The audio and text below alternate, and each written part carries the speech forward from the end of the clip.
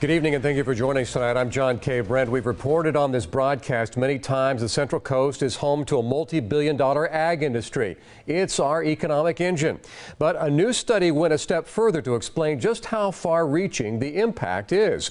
In Santa Cruz County alone, the agriculture industry accounts for almost $1.5 billion. You see right there. It's created 11,000 jobs, and even as the economy has taken a nosedive and is slow to recover, the ag production value is up 28% during the past decade. Central Coast News reporter Jake Reiner joins us from the newsroom now with just how far the economic impact reaches all businesses. Jake?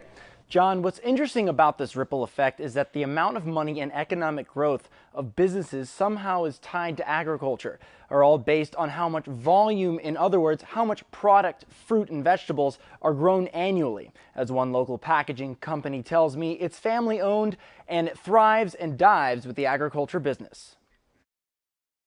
Sambrilo Packaging continues to serve the agriculture business as a family-run company 90 years after it began in 1923. Sambrilo was the first company to align itself with a shipper and put raspberries in clamshells in 1987.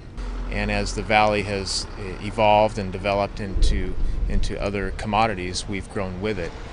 A new economic analysis report shows a near 70% increase of production value for fruit crops over 10 years. That's a bump of over $155 million.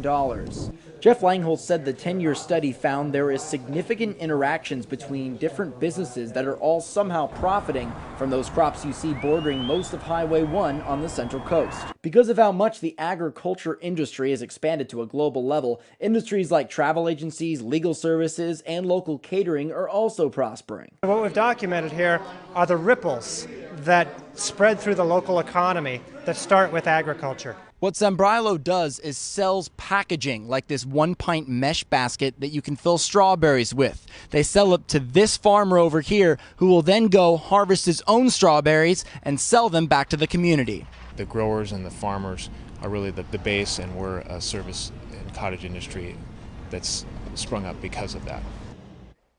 Sambrilo went on to say that the volume of crops helps his packaging business, but it doesn't necessarily indicate that growers are getting the most for their product in this economy, considering the prices are fluctuating. Jake Reiner, your Central Coast News.